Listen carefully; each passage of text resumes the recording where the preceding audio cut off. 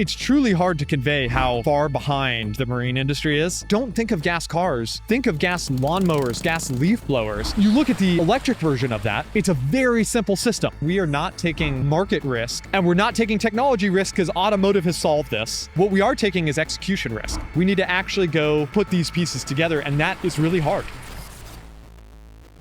This is Mitch Lee, and he is the co-founder and CEO of ARC, which is an electric boat startup here in LA.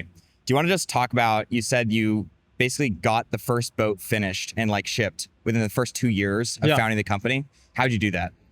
It's a fair question. I mean, if you break the problem down of electric boats, well, actually, let me take one step back and just say electric boats are a very obvious idea. So all of our focus is just on executing that very obvious idea. We're making better boats. We're borrowing technology from the automotive industry. We just need to repackage that for the marine industry.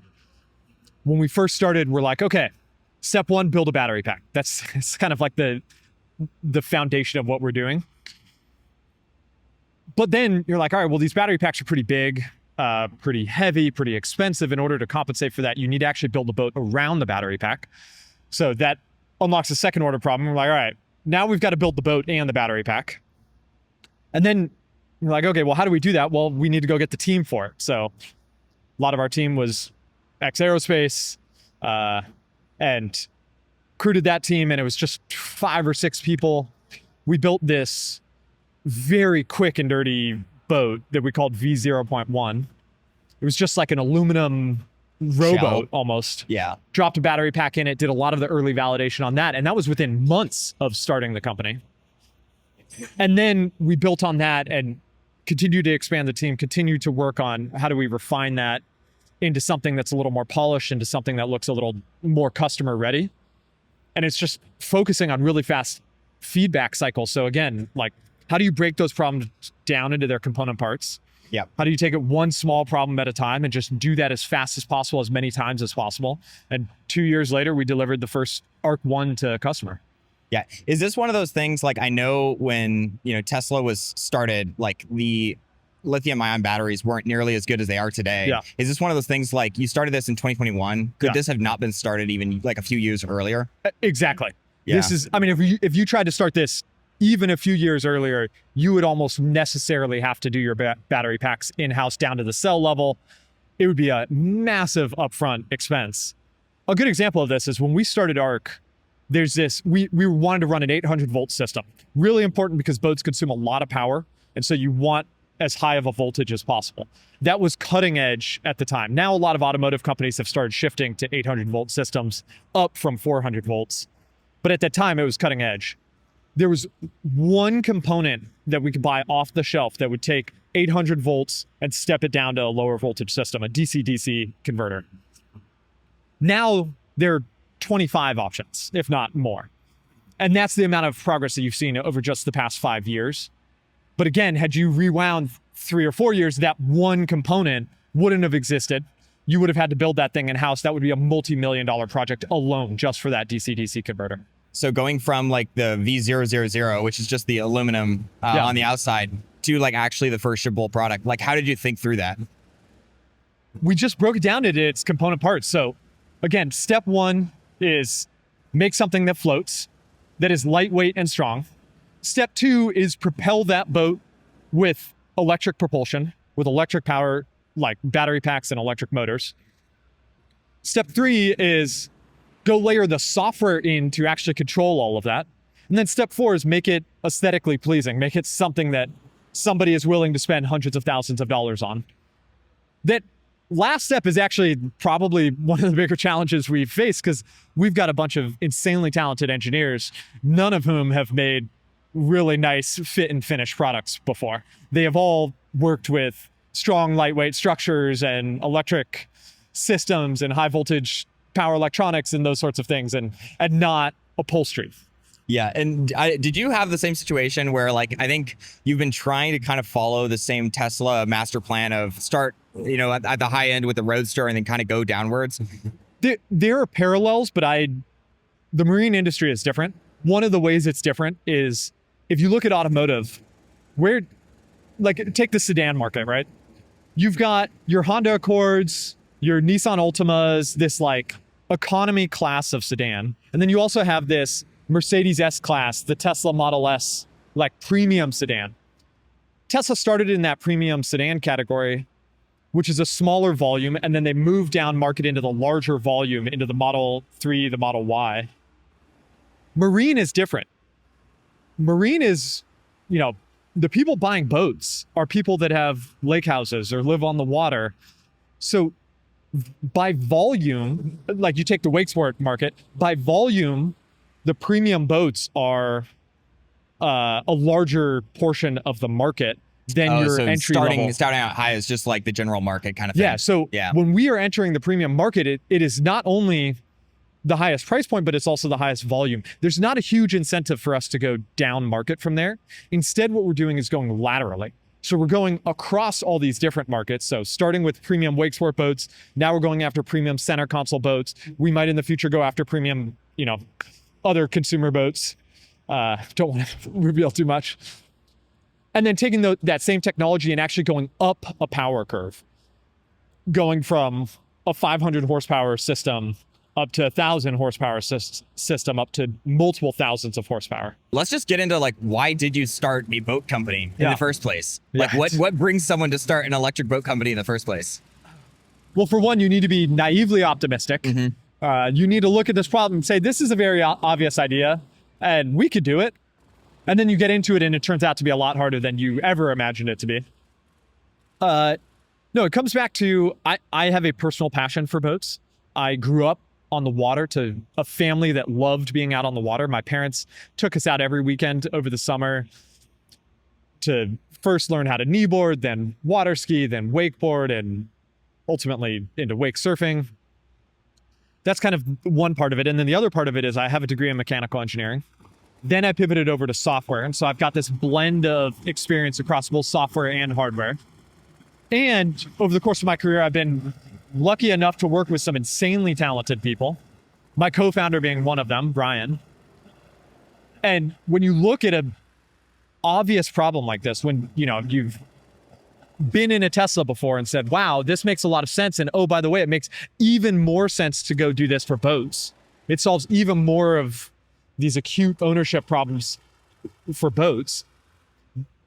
Somebody just needs to go do the hard work to like bring all the pieces together. Then you look around at that network and you're like, well, hey, I know somebody that's incredibly talented at structures and, engineering, like systems engineering. And I also know somebody that's incredibly talented at software engineering. And like you start putting these pieces together and yeah. I know for like me, especially with like trucks, I'm so happy that diesel is going to be kind of phased out using electric. Is this the same situation with boats where it just smells fucking horrible? It makes so much more sense than automotive. I really try to break the analogy with automotive because it's like gas cars are very good at what they do. They're quiet, they're fuel efficient, they're low cost, they're reliable, they can last hundreds of thousands of miles. They are the byproduct of a century of investment by world-class automotive companies like GM and Ford. Electric is a better option there. It's got better software. Tesla has really proven that, there's a reason the Model Y is the best-selling car in the world. But it's up against stiff competition. Now, you look at the boating side of this, gas boats suck at what they do. They are, like, the analogy I give is like, don't think of gas cars. Think of gas lawnmowers, gas leaf blowers, these things that are very loud because you're exposed to these big combustion engines. So they're very loud. There's no like sound dampening, there's no enclosed cabin around you. They are, they've got these fumes coming off of them. Again, same thing. You're just like surrounding Just lowers your IQ by 10 points every time you take a boat ride. Yeah. Like all of these boats come with carbon monoxide poisoning stickers on the back because you're just exposed to those fumes directly. They're unreliable because they're sitting in a highly corrosive environment. Then you've got to winterize them because you can't just have fuel sitting for long periods of time or it starts to separate. And then you have these huge maintenance burdens against them, huge reliability concerns with them. There's very few redeeming qualities about owning a boat, which is why in the industry you get these sayings like the best days of a boat owner's life are the day you buy it and the day you sell it. Yeah. Now, you look at the electric version of that, it's a very simple system. You've got an electric motor, a hermetically sealed battery pack. That's about it. And when you're out on the water, is it basically just completely silent? It's quiet. Yeah. What you end up starting to hear is the wind in the water, like the noise of the propeller in the water or the wind kind of rushing by On you. your face. That's a much more enjoyable experience. And you can hold a conversation at 35 or 40 miles an hour. Whereas on a gas boat, you could hardly hear yourself think at that speed. So you get that, and then there's no fumes. And you could talk to the people surfing behind the boat, and the reliability goes way up, and the cost of operating it goes down because your electricity is, better. Cost of electricity is better. Way lower. I know that for like a yacht, I think it's some ridiculous like tens of thousands a day or some crazy amount for fuel cost. Yeah. These larger boats go through thousands of gallons. Yeah. Boats are closer to planes than they are to cars. When you get above a certain size, they start measuring in how many gallons per hour you're consuming rather than miles per gallon, because it starts getting into like small fractions of like, you might go 0.1 mile to the gallon sort of thing. So they're very fuel consumptive. And then in even non-intuitive ways, it starts making more sense. A good example of this is boats. A lot of boats are like point A to point A. They start and finish at the same spot, which means that you can plug them in and every morning you just wake up and they're ready to go. And that's a way better experience than having to drive to 30 minutes to a marina, burn a bunch of fuel on the way there and the way back, pay $8, $9 a gallon at that marina for hundreds of gallons, or lugging gas cans down to a dock if you're talking about a smaller boat. And you have to go out to a gas station, fill up these gas cans, then carry them down, then fill up your boat, versus, just, again, plugging it in. A lot of marinas already have power. Docks already have power to them. So even the charging problem is way easier. Then you get out on the water and you're like, great, well, I'm on a gas boat and my fuel gauge goes like this because the fuel's sloshing around. I don't actually know how long I could go on this thing. They haven't even solved that? No, this is the opportunity. When I say that we are not taking market risk, it's because what we are delivering to the market is a fundamentally superior technology, a fundamentally superior product. Yeah. And we're not taking technology risk because automotive has solved this, thanks to these world-class automotive manufacturers that are putting 10% or more of their revenues back into research and development, establishing these supply chains. What we are taking is execution risk. We need to actually go put these pieces together, and that is really hard. Like, we've been at this for 4.5 years. Yeah. Recruited this insanely talent-dense team. We work around the clock, like with an intensity that is hard to match. And we're still just kind of at the starting point of this company in terms of the potential in front of us. We're scaling production of a wakesport boat. We've announced our expansion into center console markets. We've announced and have started making strides on the commercial space. So, I mean, we're just at the early innings here, but that's 4.5 years in. Yeah, I know when I was just arrived this morning, one of your sales guys said that he was actually going to take one of the customers that was going to come buy a boat just around the factory to see how everything works. Did you, for the initial sales, did you just like bring people to where you were building these things and just show them everything that you were doing? Yes. Like, how did you do that? One of the biggest problems that we have still to this date is we are massively constrained by the number of boats that we are making. Yeah. So we've got more demand than we can supply with boats. And also our sales team is like, hey, I want to be able to show people the product. We're like, great, well, you're in competition with customers who have bought the boat. And so we're just kind of, everything funnels back to, we need to build boats faster. Yeah, that's, now we get creative in the interim by bringing customers by for the factory, and we'll have them sit on a boat in the factory that's, nearly complete, about to go to a customer or something. And it's just getting creative to solve that supply constraint. And how did you actually get the first few customers? Did you like bring them out on the rickety little thing, out on the water? There's kind of the standard wave of adoption. So the very first customers we had just wanted the coolest new technology. They were willing to buy almost sight unseen. Like, they were just like, that sounds awesome. Just some rich guy that wants a boat. Exactly. Electric boat, yeah. Then that you phase out of that group pretty quickly. And then people are like, look, I'm willing to spend up to get something new. I like the fact that this is new and cutting edge technology. And then you phase out of that pretty quickly into a group of people that are like, I'm looking at a gas boat versus your boat, and it needs to compete on merits. They need to be the same price, and your boat needs to be better performance, higher reliability, like Better all these things that I really care about. It needs to throw a really great wake if we're talking about the Arc Sport. So, and we're at that stage where we are competing on the merits of the product. You don't need to know that this is an electric boat. You need to know that it's lower maintenance, it's cheaper to operate, it's more reliable. You're not going to run out of fuel out on the water because you could go hundreds of miles at low speeds on an electric boat. Like, you need to know all of these things. The software capabilities are, I mean, just light years ahead of where the industry. It's a little bit like the Tesla versus like Mercedes, where the map doesn't even work. Exactly. Where you kind of got this small little GPS unit, and then suddenly you come along and you're like, wait, this thing kind of drives itself? That's pretty cool.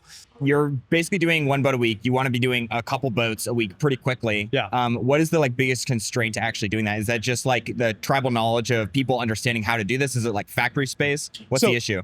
We started this year at basically 0 boats a week. And, oh, wow. And we've been slowly ramping up. So maybe it was a boat a month at the start of this year. And we've been pretty quickly ramping that up. Now, the way that you ramp production in marine, at least the way we want to ramp production, looks different than what you do in automotive. Automotive turns on production at a much faster rate because it's a lot of robotic assembly.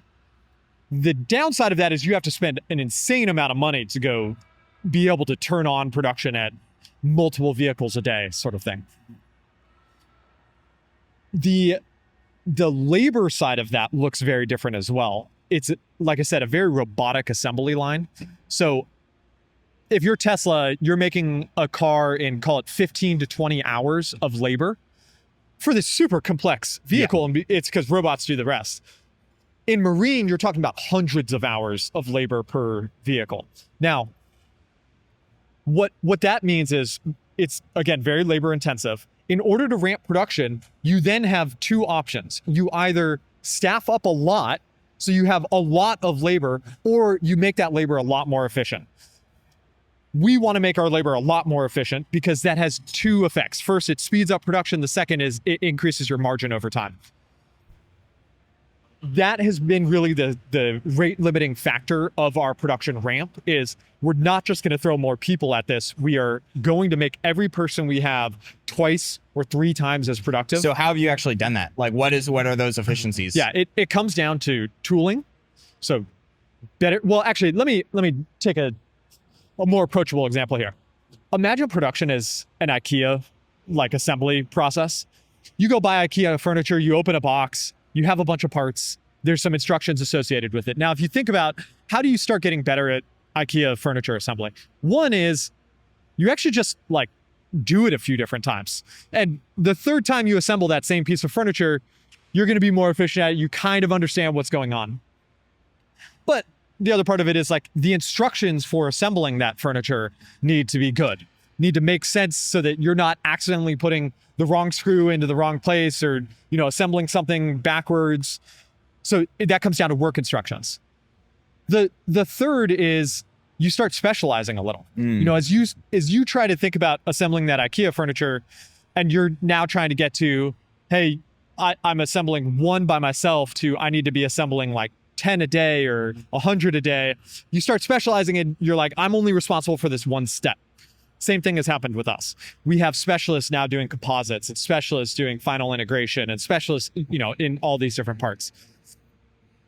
Then you start building tools and you're like, all right, well, this thing is super annoying because like I have to like lift this thing manually and have to drill this part or whatever. So you build a special tool that makes that fast. So it's those same sorts of problems, and it's the accumulation of all of these little things that happen that make you better and better.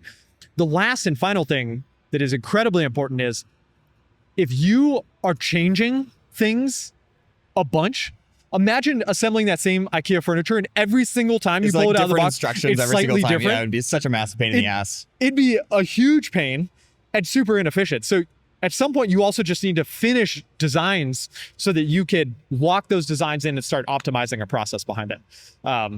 So I guess coming back to the original question, we started about a boat a month. We passed through a boat a week. We're past that now. By the end of this year, we want to be at 3 boats a week. Wow. And then, continue to ramp from there.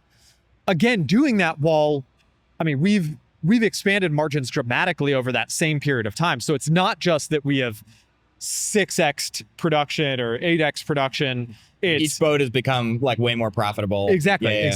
Along the way. Okay, so like this is a very rare case where you are actually like ramping. I haven't talked with very many founders that are genuinely ramping production of like a massive, piece of equipment thing.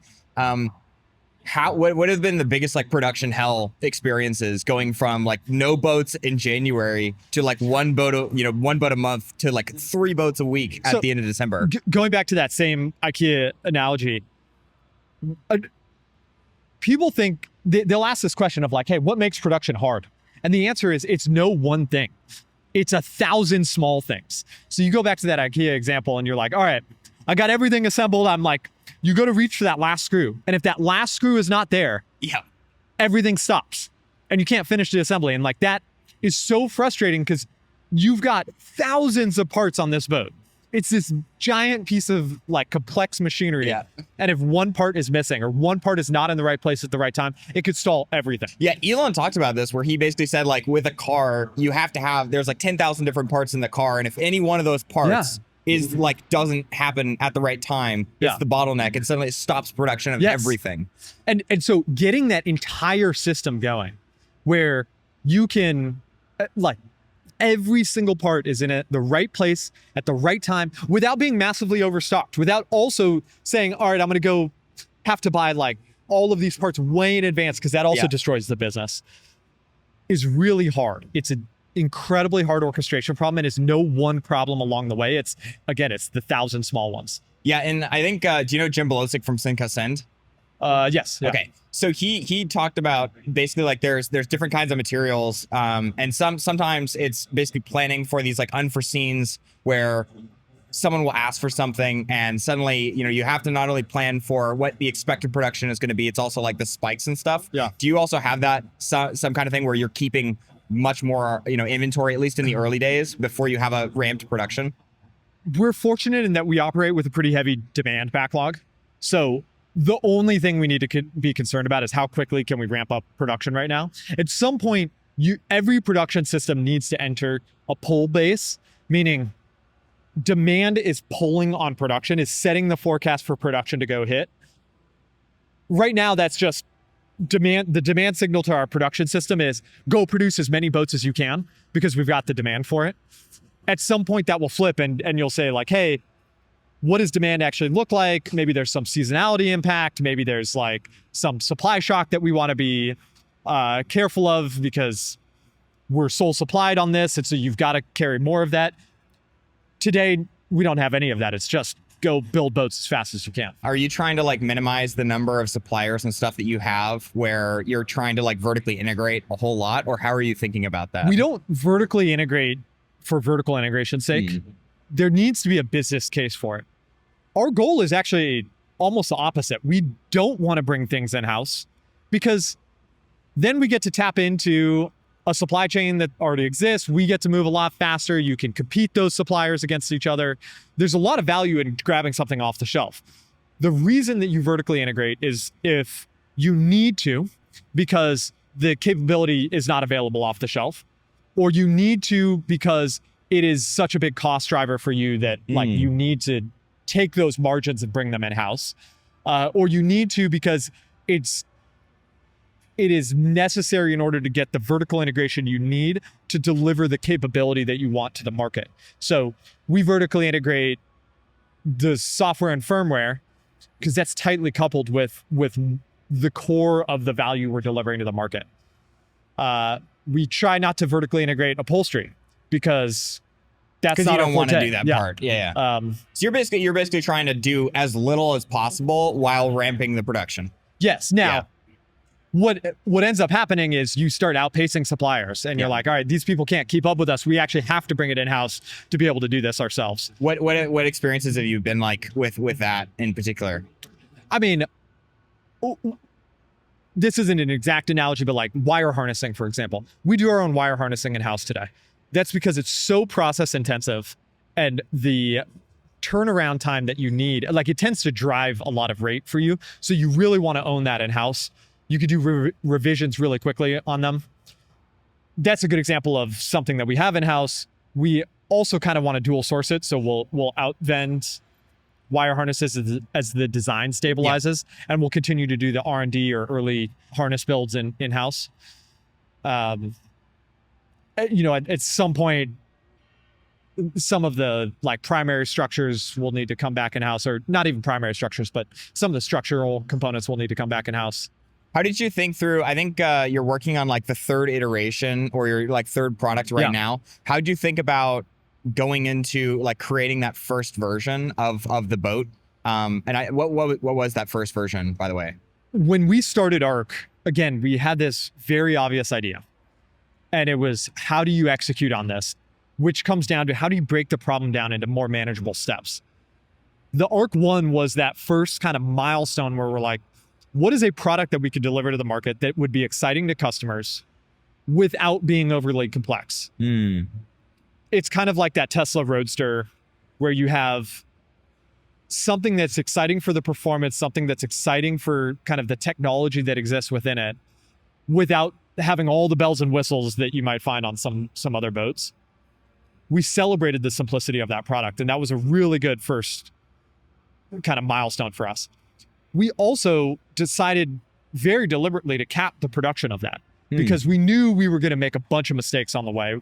We knew we were going to cause ourselves a lot of pain. The windshield, for example, on the ARC 1 is a massively complex, unexpectedly, not by design, a complex piece of the boat. And why is that? Because of the curvature of it. And we didn't know what we were doing when we were building designing this windshield. Now, we've gotten a lot better at it. So you look at the ARC 1, it's probably a $30,000 windshield. You look at the ARC Sport, it's a $1,200 windshield. Whoa. Okay. Huge difference that comes from, hey, you know, we're learning how to actually go do this. That's why we start with the ARC 1. So we called it a limited edition luxury cruiser. It's a very simple layout, a very simple design. We then took all those learnings and applied it to the ARC Sport and layered in more complexity now that we have gotten better at building boats, now that we know more about how to design holes, more about how to design windshields, more about how to design the electrical system, optimize the electrical system. The ARC 1's still an awesome product, but the ARC Sport takes it more mainstream. In both of the cases, what we're doing is we're basically starting with these premium, high margin segments of the consumer space that were right at the cutting edge of where technology was when we started the company. And we're using those to fund a lot of the R&D. We're using them to bootstrap the scale up process, bootstrap the start of our production system, the development of that IP, the acquisition of our team, you know, growing our team over time. Like building the muscle memory for actually building things. Yeah, exactly. Doing all the building while again, using the proceeds from selling these high margin, high cost boats to continue to fund that engine, and then take that technology that we're developing and just apply it to more and more things. And in our case, it's not, again, about going down market. It's about going across markets and going up the power curve. So now that we are better at powertrains that are able to provide 500 horsepower to a wake sport boat, we feel comfortable going up to, you know, commercial vessels that demand 1,000 to a few thousand horsepower. Do you think that there's like a opportunity? I know that like cruise ships are just a huge thing where they're burning insane amounts of fuel to operate those boats. How big do you think the boats can get in the limit for a powered, you know, an electric boat? This is one of my favorite questions because people are like, you know, cargo ships can never be electric. The reason that they think of that is because they think in terms of pure battery electric systems. They think batteries aren't capable of... They're like not dense enough? Yeah, not dense enough to get an entire cargo ship across the Atlantic or Pacific Ocean. But that's kind of the wrong mental model. Think about this in terms of hybrid electric systems. Electric propulsion is fundamentally superior for water. It's a simpler technology. it scales linearly with power, whereas combustion engines tend to scale in price exponentially as you go up that power curve, meaning a 500 horsepower diesel engine, pretty inexpensive. A 5,000 horsepower engine, extremely expensive. Extremely expensive. And what's like the cost difference for people just to I mean, understand? by the time you get into the thousands of horsepower, you are talking millions of dollars for kind of these diesel main engines. Yeah. So it starts climbing precipitously. Now, again, your electric system scales linearly, which is, the difference between 1 megawatt hour battery versus 8 megawatt hours is just kind of an 8x multiple. Same thing on the electric motor side. So that's already a good starting place. But a lot of these vessels tend to operate at loitering speeds. You take like a tugboat, for example. They run these short predefined mission profiles. So they're docked. They're just kind of waiting around for a job. They get a call. Cargo ship says, we're coming in. We need support. They go out for a couple hours. They pull that cargo ship back in. They dock it, and then they're done again. They charge up. Yeah. And then they charge up. Now, all that time that they're at low speeds, those diesel engines are running at a very inefficient power. Diesel engines, or combustion engines, generally speaking, have a very narrow power range that they're efficient at. This is why gearboxes exist. It's because you're trying to just get this diesel engine to run at a very specific power output. Electric engines or motors are like, they're efficient across the stack. Across the whole stack. Yeah. So when you're going 5 miles an hour, your electric motor is perfectly happy to do that. Your diesel engine is just literally lighting money on fire. Not literally, but figuratively. Well, actually, it kind of is. Yeah, I mean, it's just running super inefficiently and just burning a bunch of fuel. Exactly. Yeah. And you have these big tugboats that have hoteling loads. So you're running dishwashers on board. You're running your lights and electricity, your software systems, whatever.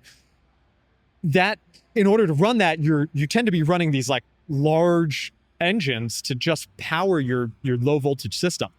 You think of the electric version of this, you could just use your battery packs on board and not have to run these engines. So going hybrid electric makes a ton of sense, because now you have the thing that's providing power is a much more efficient system that's more efficient across a broader range of power, that is happy to operate at that broad range of power, can support hoteling loads very easily, is better suited to a water environment that's more corrosive because it's just a simpler system, scales linearly with your power needs. All of that makes a lot more sense. You then plug it into the hybrid side of this, so you get some, diesel generators. Like, well, hey, I actually only need 500 horsepower, 1,000 horsepower diesel generators, because my average power consumption, when you blend my loitering speeds with my high power speeds, is only 1,000 horsepower. So I could just run those generators at their peak efficiency when I need them to, and be perfectly So it'll make fine. it way more efficient, even if you only use like a hybrid if you model. never ever plug it in, it is still more efficient. Wild. Which is crazy. So going back to that cargo ship example, well, you could go hybrid electric. You stop thinking in terms of like, how I need to have everything be operated only on batteries. Think, I just need some batteries on board, and that'll power it when it's operating at low speeds or whatever. And then you pair that with some sort of other form of power generation. Today, that's diesel. In the future, it might be a small modular reactor. Like, there are other things that you could plug in here. Maybe it's hydrogen. Maybe it's, other forms of like supplying power to that. So the electric side would basically eliminate the most inefficient moments for a boat's operation, sort of thing. And then make it future proof, because now you can plug it into any source of fuel that you want. And again, those diesel generators can at some point get swapped out for some other more efficient form of fuel generation. The proof point here is that these giant cruise ships, the ones that, everyone goes and parties on, many of those are actually already hybrid electric, in the sense that they have electric propulsion and then some sort of power plant on board that just supplies the electric propulsion.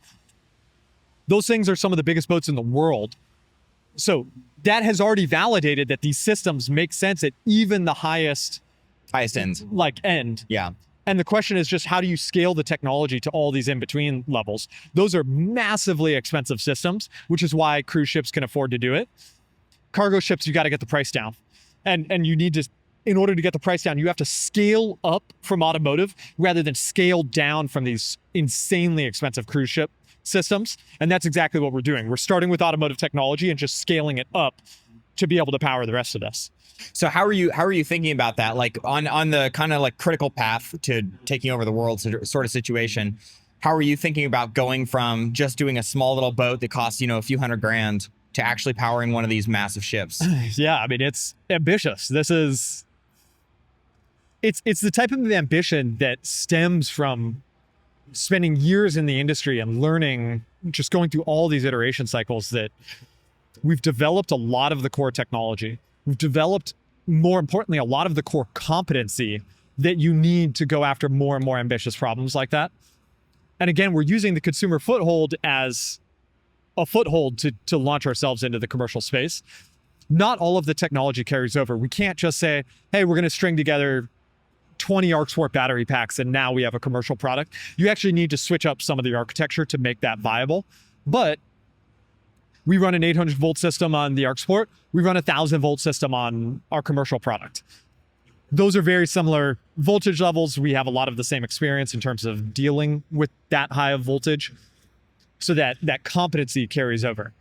The software and firmware competency, honestly, some of it just maps directly over, but it's still, regardless, that launching off point, that the thing that gives us so much confidence to pursue the commercial opportunity and scale the power levels up and up is what we've done on the consumer side.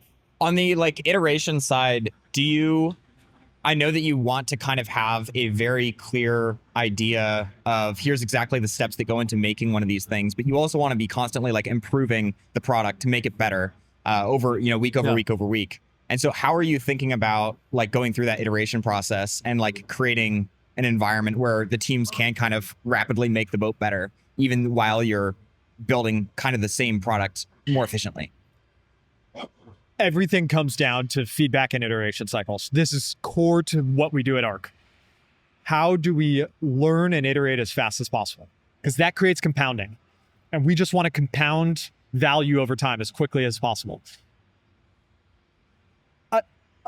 If you are a competitor, you need to go attract a team as talented as ours, raise the type of capital that we've raised, and execute the way that we've executed over the span of years in order to get to where we are today. And meanwhile, we are going to be sprinting forward by focusing on these iteration cycles. So if you take a program like the ArcSport, we are not satisfied by the product today. It is a fantastic product. I think it's the best wake sport boat in the industry, and that is not good enough for us. We want to continue to compound that advantage. We want every single wake sport boat sold to be an ArcSport. How do we do that? Well, we learn from customers. We collect that feedback from them, make it very easy for them to give feedback. We flow that back through our system. We marry in feedback from the manufacturing system of, how do we make every step of this manufacturing process more efficient, cost less, so that margins continue to expand. You just continue doing both of these things, and it all comes down to how do you collect feedback, and then how do you iterate it on as fast as possible. And a good example of what I mean by iterate as fast as possible, we have a setup over here called boat on a bench or sport on a bench. It's all the internals of the boat sitting on a test bench. So when we think about software iteration, for example, we've got a team of software engineers that sit at desks right over there. They'll program locally, they'll test locally, they'll test in the cloud, then they push it over to the hardware side. The hardware side. And you can literally just go test immediately. They walk out the door, they go sit down, it's got a helm, it's got a throttle, steering wheel, touchscreen displays. They say, I just pushed some functionality that I'm expecting the boat to behave in this way. I'm expecting the motor to spin or to back off, or this control surface to deploy when I hit this speed, and they go test it on the actual hardware. Then they take that same software, they deploy it to our test fleet that's already out in the wild. They go validate it on the water, and then it goes to our demo fleet. That demo goes and accumulates hours against the new software. Once that software has accumulated enough hours, it goes to customers. That whole process takes 2 to 3 weeks. Meaning, if you're a customer, and you give some piece of feedback, our software team can run it through an automotive level of like quality and get it back onto your boat just weeks later. And how reinforcing is that as a customer to say, not only is my feedback being heard, but it's showing back up the next month. Like, that is an insane velocity. So it's the same situation with the Tesla where you buy this car and then suddenly it's just getting better and better and better month over month. That only happens with ARC boats. Yeah. There are no other boats on the market that get this type of better over time because our software integration is so deep. It's not about, oh, hey, the map gets updated. It's the way the throttle behaves gets different. The cooling system gets more efficient or unlocks better performance on the boat. One of the recent features we're rolling out is, it used to be the case that you could see cameras on board. We've got 3 integrated cameras. Well, now you could record off of those cameras and you could export those onto your phone. So you have a friend that is wakeboarding and lands a cool jump or something, they could grab that video and post it to Instagram. Then it's, okay, well, how do we take that even a step further? Oh, I wasn't recording, but my friend just wiped out and I really wish I got that on film. You hit a button and it says, oh, go grab the last 30 seconds of video. Now export that. And it just keeps getting better like this. That type of potential does not exist on any other marine applications. You go over to the commercial space, the same thing applies. Like, all of these vessels are decades old. They run on these analog gauges. I mean, it's truly hard to convey how far behind automotive the marine industry is. And by bringing a more modern, like, software approach here, commercial operators' lives get way better. The visibility they get into vessel performance gets better. The convenience and safety aspect of having video cameras all over the vessel that you could kind of monitor easily gets better. Every part of this gets better. I know that your co-founder worked at SpaceX before this, company. Did you take anything from SpaceX and like those learnings on how they built the rockets and engines and their test cycles and everything? Absolutely. To be clear, a lot of what I have talked about stems from my co-founder and the team that he brought over. Would this have not been possible without him? Absolutely not. Yeah. I would not have had the ambition to go after an idea without the confidence and conviction that he brought to the equation.